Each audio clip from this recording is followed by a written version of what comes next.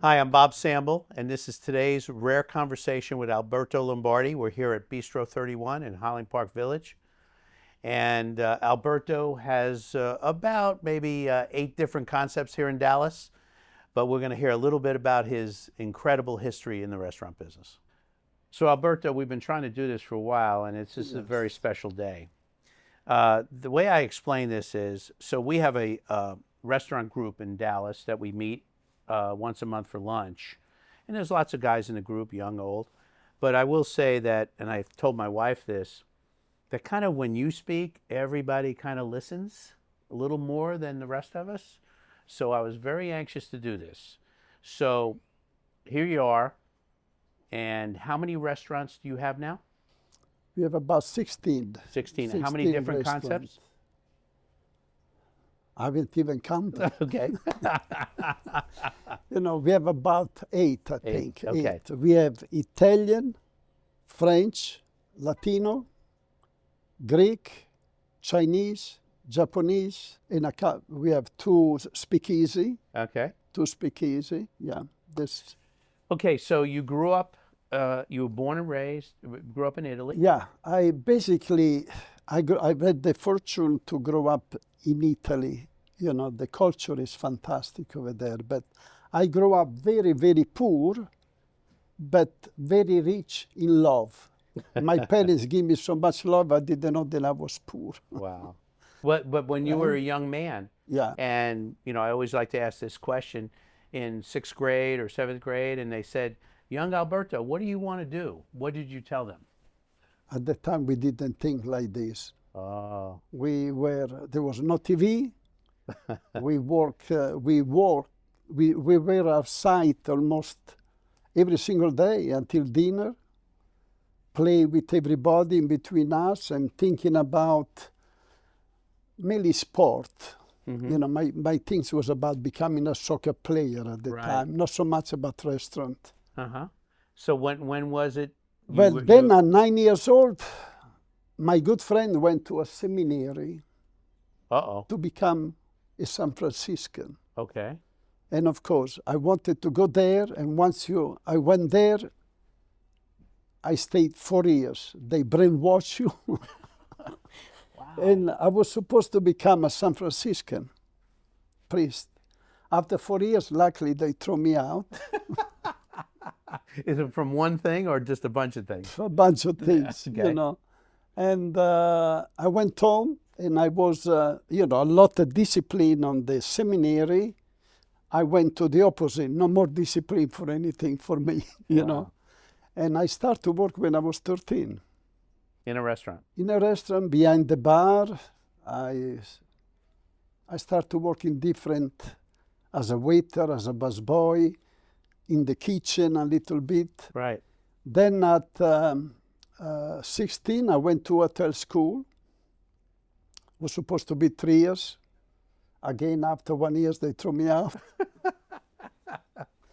And I went to work in Venice, at the Lido di Venezia, as a waiter. And I met this fabulous chef that used to work around the world. And he used to show us all the little film, a little movie. It was in Germany, it was in France, it was on a cruise ship. And my mind started to say, wow, I want to do the same thing.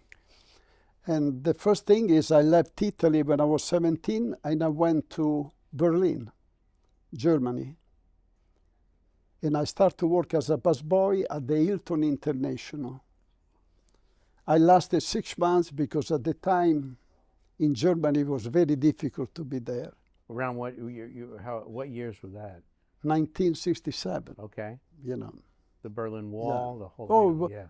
The funny thing is that there used to be the wall. We worked for 2 weeks, we saved the money, and then there was a black market for the Deutsche Mark from the west, 1 Deutsche Mark, 10 Deutsche Mark from the east. Wow. We used to exchange money from the black market, then we used to go in the other side, live like a king, then come back. Then come back with no money again, Wow. I mean, it was a beautiful experience. Yeah. Beautiful experience. Then from there, I got a job at the Hilton International in Brussels. And over there, I spent 3 years over there. Beautiful. And since then, I always work in a French restaurant. I never worked with Italian restaurants since then, you know. I spent 3 years over there, Brussels during the winter, and Knokke-les-Zout. Knokke-les-Zout is the Saint-Tropez of Belgium, on the seaside, in the summer. Then we were four guys, four good friends. We always traveled together. We met in Germany, then we went to Brussels.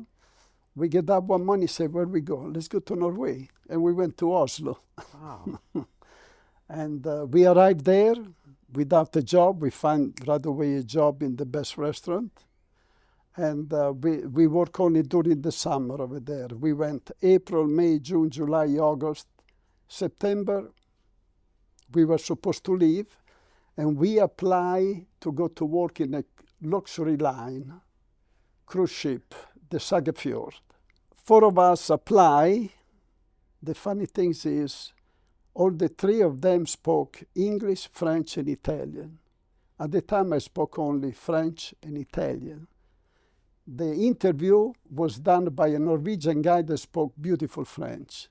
In the end of the interview, he asked me, do you speak English? I said, yes. After the 4, I got the job. And I arrived in a cruise ship. They put me in a cabin with a Dutch guy. And he started to talk to me. I didn't understand anything. There was an Italian guy over there. And he looked at me and say, what you doing over here? I said, well, I'm a waiter. I said, I'm a busboy, I speak English. I said, why we don't work together? That's and great. I used to go to the table and I say, cosa mangiamo oggi? You know, what in Italian, just to make it fun. And he was there next to me.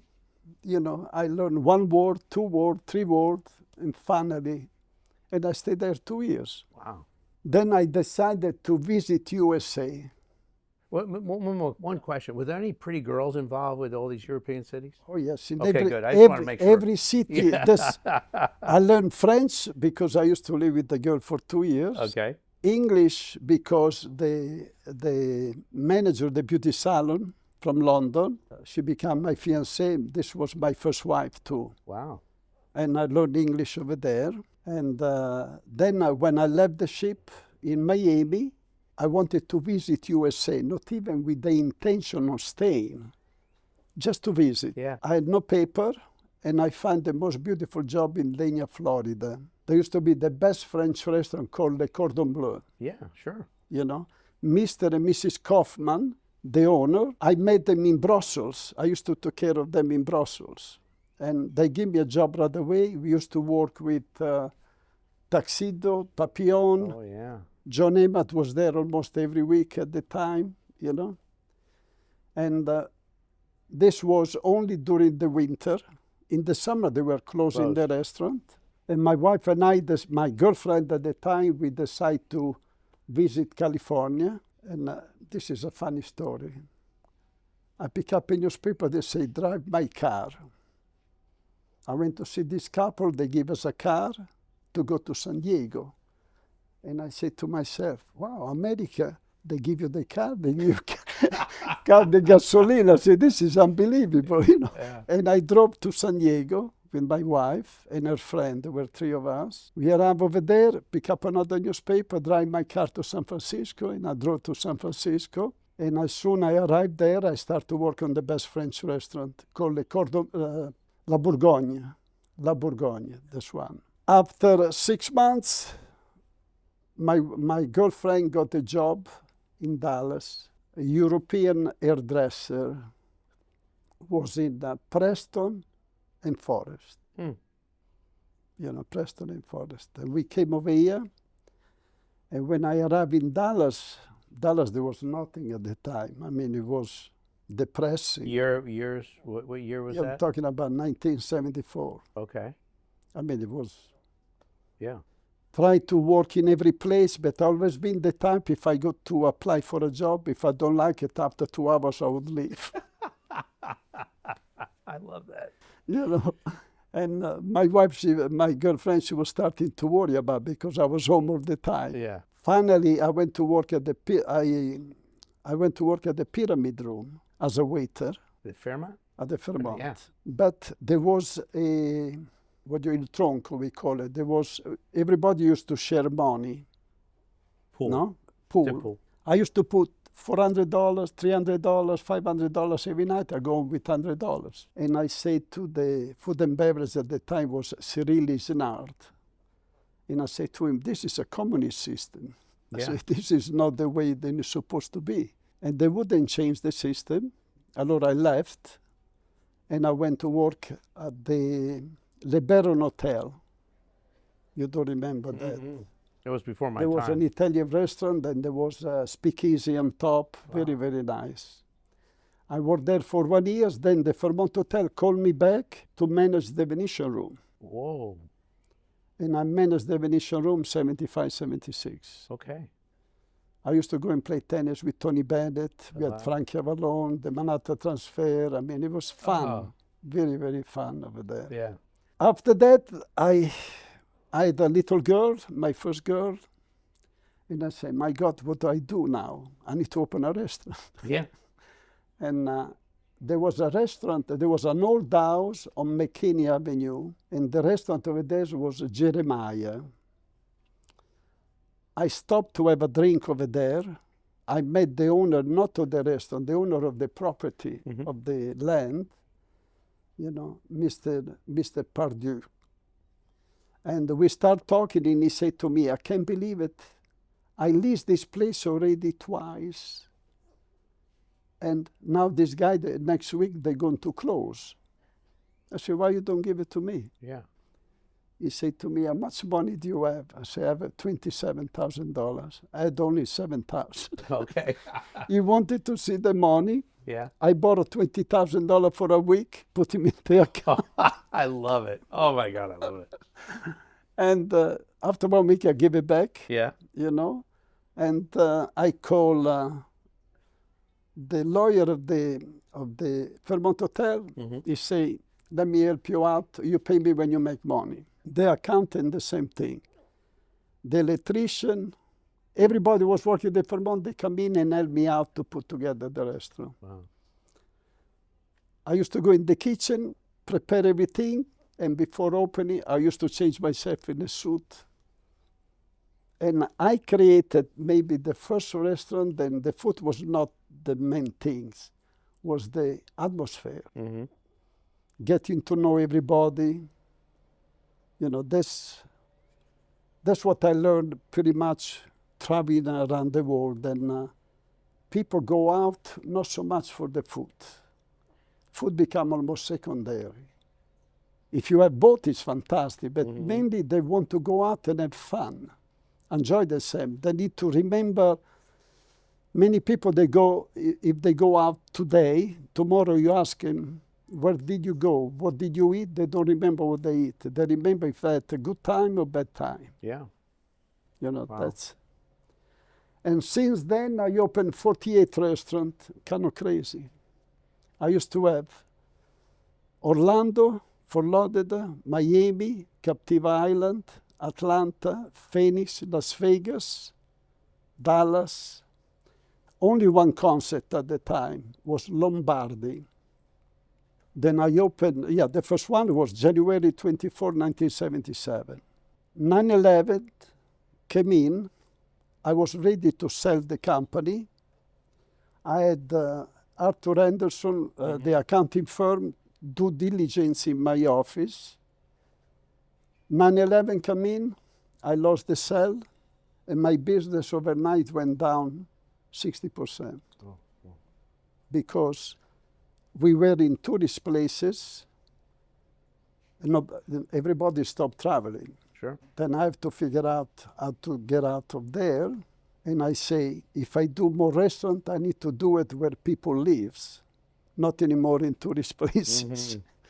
That's where I start again with Penne Pomodoro, Taverna, Toulouse. Here in Dallas. In Dallas, then we went to Houston, then we went to Austin. Yeah. But, you know, it was You know, being an entrepreneur, you know better than me. Being an entrepreneur, you never give up. You need to figure out how to do it, whatever it takes. Not everybody's built for this. Not everybody's built. Definitely. My first restaurant, I lied. I told him I had money and I didn't. And I figured I'd figure it out. I figured once I was in, was he stuck with me? So, but not everybody's built for that, and you're built for that. So here we are, lots of years later. You fully understand what makes a restaurant good and bad. So here we are in Dallas, 2026. You've got multiple concepts, all successful. And so you see, we talked before the camera went on about all these new restaurants coming to Dallas. When you see these new restaurants and you see what you went through to open and what you basically believe in as the core of your business, what are you thinking? These guys coming to town and Well, there is, these people come into town with eyes, with the type of restaurant expensive, I'm glad, because they will not survive. right. You know, that one. There is too many. They're competing between each other. Mm-hmm. The things that I keep telling my people, even myself, I go sometime training my people and say, we need to use our secret weapon. Secret weapon is very simple. You get to know the customer, you take care of him, you do whatever he wants, there is no such a thing, this is not possible. And you have to say, if we don't have it, don't worry about it. Come back tomorrow, we will have it for you tomorrow. That's pretty much, this has to be a secret weapon for every restaurant, basically, then. And when you go to many restaurants that coming from New York, Las Vegas, they don't have that. They are very impersonal. I go out many times in this restaurant. There is an hostess. She's at the door. Do you have a reservation? She's there, couple of minutes. I love that. But when they come to my restaurant, I want to say first, hey, how are you? Good to see you. Welcome. You see what I mean? That has to be the difference in every restaurant. It's funny, I've done a bunch of these, maybe 12, 15 of these, and every successful restaurateur talks about that. It's unbelievable how all of us guys that are successful understand that and want to talk about it and want to talk. So I told this story at one of the last interviews. One of those brand new, expensive, glitzy restaurants comes to Dallas. I go to lunch there with a fairly big group, a couple of restaurant guys. I walk out the door. There's 4 hostesses. Not one of them said goodbye or thank you to me. I walk back in to tell the guys what happened. I walk back out with one of the other guys. They didn't turn around again. I loved it. Of course. I love it too because it makes a restaurant It makes me feel good. Yeah. It just, so now that you've opened so many of these restaurants, what's the hardest part of it? Today, the hardest part is finding the right people. Mm-hmm. Right people, what I say with people, then they have something inside. Yeah.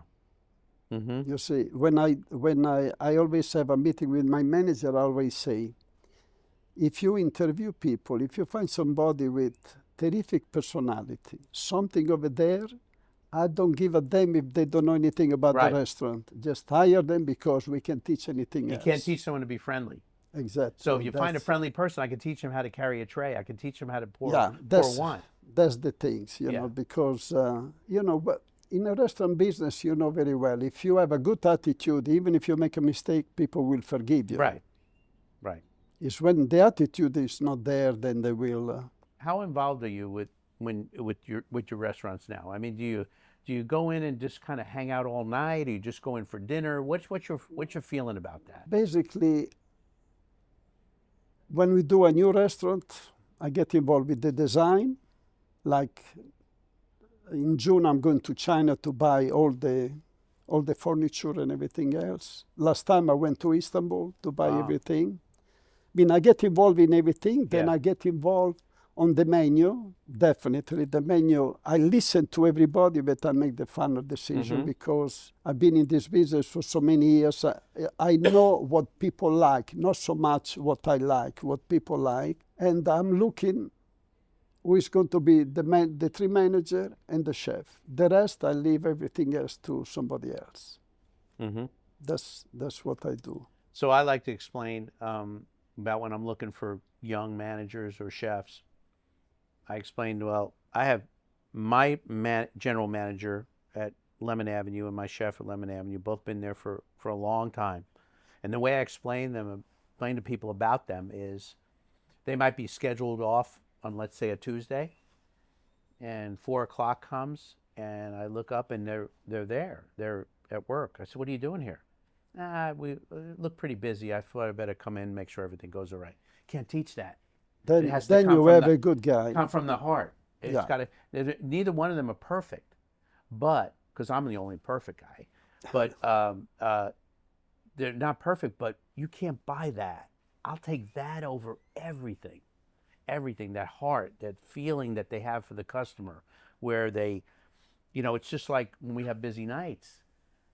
Let's not talk about the 1 or 2 tables that didn't go good. Let's talk about the tables that did. They went good. And make sure we do that again.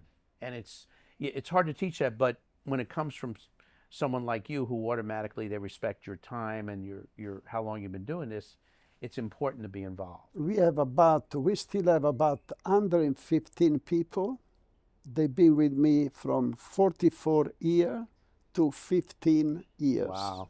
They come in, they were young kids, and now they are grandparents, some of them. Yeah. So a young manager comes to you today, and he says, Mr. Lombardi, what's the most important thing? What do I need to learn right away? And as a young manager, I've just started doing this. Well, if they have the right personality, I will put him right away in the kitchen to understand what is going to sell. Right. That one over there.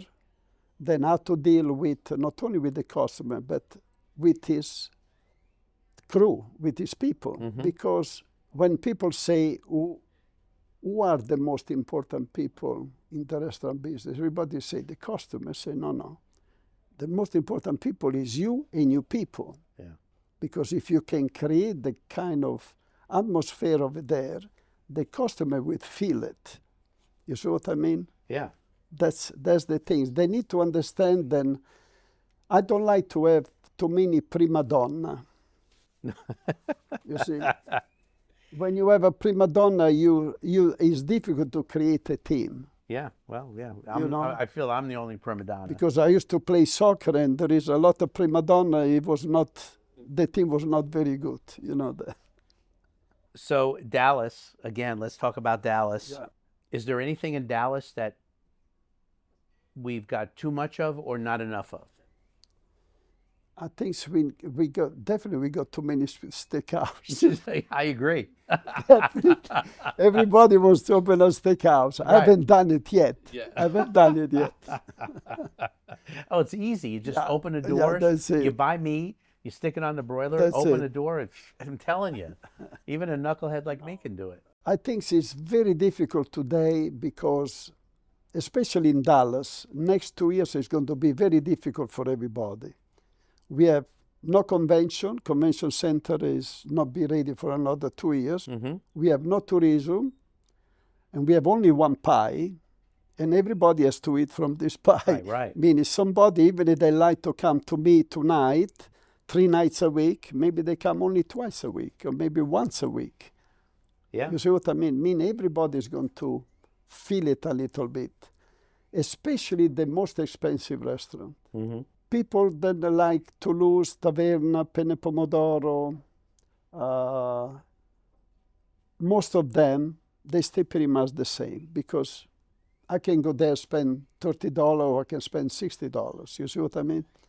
When your average check is $100, $150, then you become a little more a special occasion restaurant. You cannot do it. Pressure's on. Yeah, anybody who can pressure afford is to eat at on. Bob's can go to any restaurant in town. You better be good. You go to Havre. I love Havre. They just opened over there. I've been going there many times. My wife and I, when we go there, easy, $400 or $500 with a bottle of wine. Meaning, not everybody can do that. Mhm. You see, that's the things, you know. If you were opening your first restaurant in Dallas today, what do you think? What would you do differently that you've done before? I mean, things have changed. There's social media now. It's different. In the old days, you added a newspaper, you bought a billboard, you bought radio. Now it's a little complicated. It's much more difficult. I remember when I opened my first restaurant, I used to know all the concierge. Yeah, took care of them Take care of like I them did. Yeah. all the time, and my place was always full. Yep. You see what I mean? Today, concierge don't do the same thing. No. Newspaper, you're talking about, we had review. I think my first restaurant, we had the worst review ever. Still, I didn't care. You know, sometimes review doesn't bother me. Yeah. Because if you take care of your customer, the customer will decide, not the review. The review doesn't do anything anymore, you know? Yeah, no more. It's No more, it doesn't. So when we got our first review back in 1993, Waltrina Stovall was the food critic. I remember. And I remember waiting outside the 7-Eleven at 5 o'clock in the morning for the newspaper to be delivered. And she gave me 3 stars. And I was happy because I was afraid she gave me 1 star. So I said, okay, it's over. I don't have to worry about it now. Give me my 3 stars and people will still come. And I almost didn't want her to come back. I just wanted, I was petrified that I didn't know when she was there. I didn't know what she looked like. Yeah. Nowadays, everybody's a critic. You got Yeah, Google, today you Yelp, have these people, they think they know everything. Yeah. How do you call this? The lady, they have a lot influencers with influence. a lot of, yeah. Not only, they want money when they come back. Yeah. I say, no, I'm sorry, I don't pay influencer. Right. I mean, it doesn't make sense. Yeah. But social media is the ruin a little bit of everything. Yeah, it's certainly It's changed really things. changed And everything. you know, it's you worry about things you never thought you had to worry about. Well, listen, you've been doing this a long time. You've been doing it successfully for a long time. You've made a difference in dining in Dallas for many years. And, you know, you kind of, when you talk to the younger restaurateurs who know you, you kind of set the standard for us.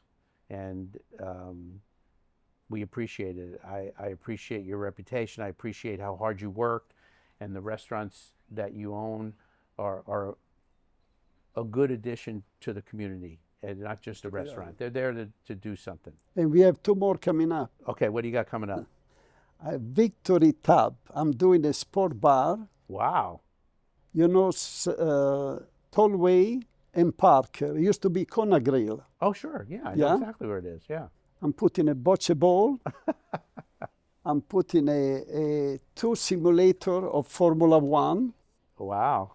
Yeah, because this is the type of concept that people can go out almost every day. Yeah. You know, regular food. Right. Regular food. And then I'm doing a Greek restaurant in Houston. Houston is a better market than Dallas. You've done well there. Yeah, very well over there. Okay. Yeah. And so Greek restaurant, what's that going to be called? Elias. Elias. Yeah. And when you say Greek restaurant, what type of food is on a Greek restaurant menu? Well, type of Mediterranean. Mediterranean. Yeah, but I don't do it like Havre. I do it like Taverna. Okay. You know what I mean?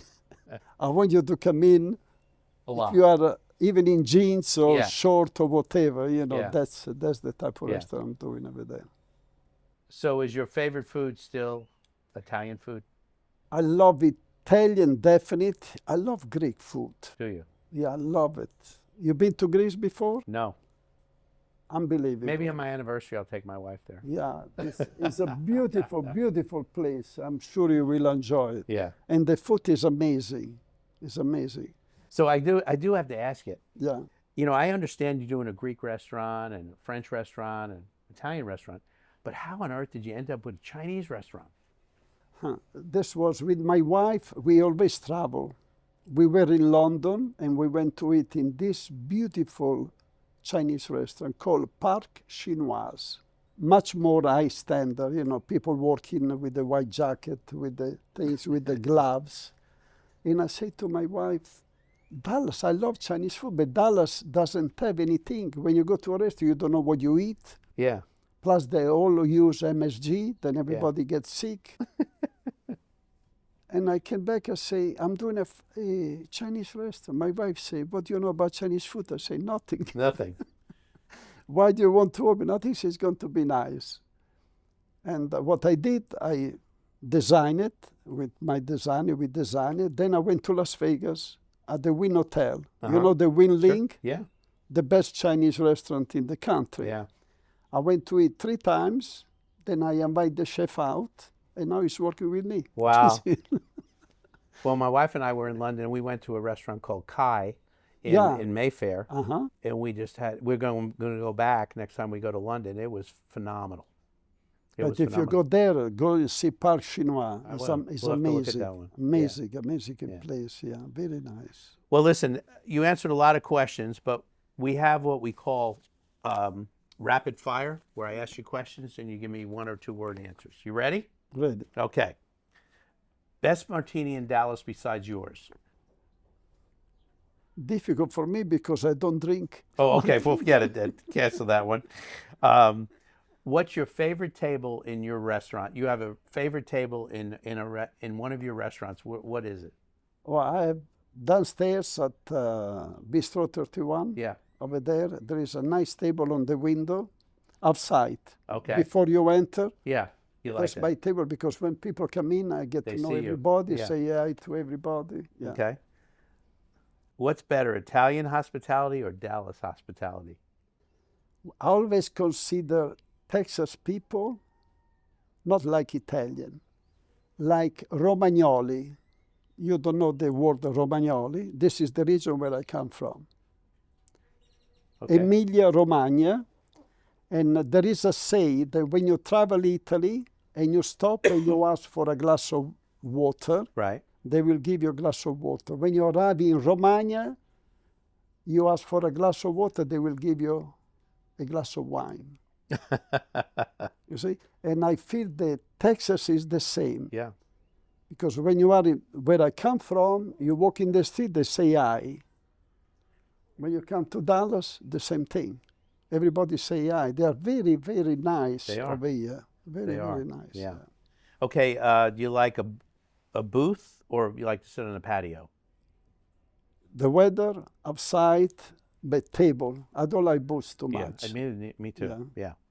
Favorite city in the world to eat in? Favorite city, I would say, to eat Italian food, definitely Bologna. Okay. In Greece, I love a place called Paros. There is a restaurant called Barbarossa that is amazing over there. French, it's pretty much everywhere. Paris, you find everything you want. There is so many beautiful restaurants over there. You can find almost anything. Yeah. Is there anything Dallas diners care about more than any other city? That seemed like Dallas is a big deal for Dallas. Yeah, I think the people in Dallas, they want to be recognized. They want to service. Yes. Recognize. You I can agree get away in Las Vegas, you see them once. Miami, you see them once. New York, the same thing. Over here, you need to have repeat business, yeah. You've been around here a long time. Do you have a favorite era in Dallas that you thought everything was better, or is it now? Well, nostalgic talking, 75, 76 was paradise because everybody used to come to eat, dress up. Yeah, I miss that. There was a totally different type of service. Yeah. Totally different. Today is much more the energy, the atmosphere. At the time, it was about food. Mm-hmm. That's what the difference. Yeah. Yeah. Everybody thinks it's great owning a restaurant. What's the biggest misconception people have about owning a restaurant? So many customers ask me, they want to open a restaurant because it seems very glamorous. Yeah. Outside is glamorous, but when you are inside, you go through hell. Yeah. People don't realize that. And I always tell them, think twice before you do it, 100%. because it's not so easy. Yeah. And we saw a lot of people, a lot of customers opening restaurant, and close them very, very fast. Yeah. So, last question. If you weren't a restaurateur, what would you be?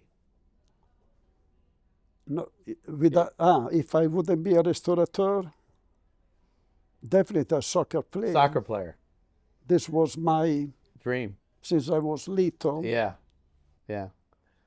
Well, listen, you're a pleasure. You're a treasure to the city of Dallas. Like I said, when we have our restaurant group, when you talk, everybody listens. And I thoroughly enjoyed this, getting to know you and your history and what you've done. Thank you, my man. Grazie. Thank Thank you you. so much. Now you know everything.